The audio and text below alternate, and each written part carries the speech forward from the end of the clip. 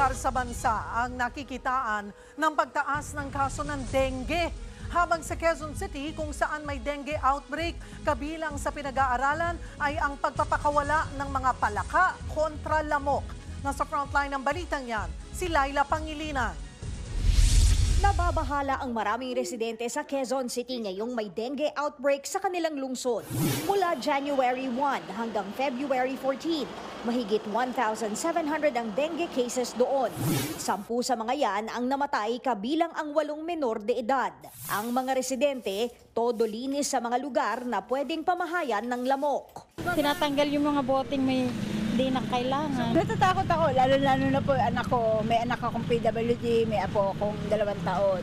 Na mas nakakatakot. Sa Barangay Escopa 3 naman, nagsagawa ng anti-dengue misting and spraying ang Quezon City Health Department. Sinuyod ang bawat eskinita at kalye, habang ang barangay Matandang Balaran na nasa top 10 ng may pinakamataas na kaso ng dengue.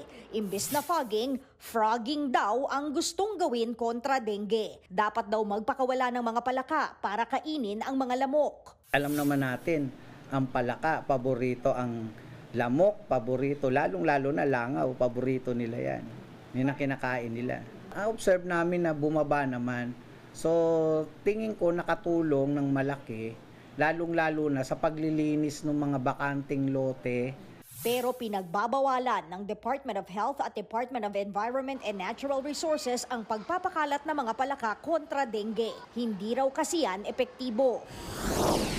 Bukod naman sa Quezon City, may nakikita raw ang DOH na 8 pang lugar na may nakakaalarmang pagtaas ng dengue cases. Nasa Calabarzon, Central Luzon at Metro Manila raw ang mga ito. Sa pinakahuling datos ng DOH, lampas 28,000 na ang kaso ng dengue sa bansa. Mas mataas ito ng 40% noong nakaraang taon. Mismong DOH na ang nagsabi, hindi pangkaraniwan ang dami ng kaso ngayon, lalo't hindi pa naman tag-ulan.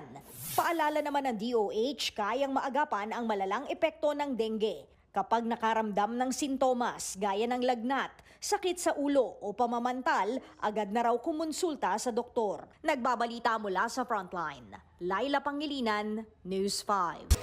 Mga kapatid, Cheryl Cosim po, huwag maging huli at maging una sa lahat sa balitaan. Para sa tuloy-tuloy na talakayang sa Frontline, mag-follow at mag-subscribe sa social media pages ng News 5.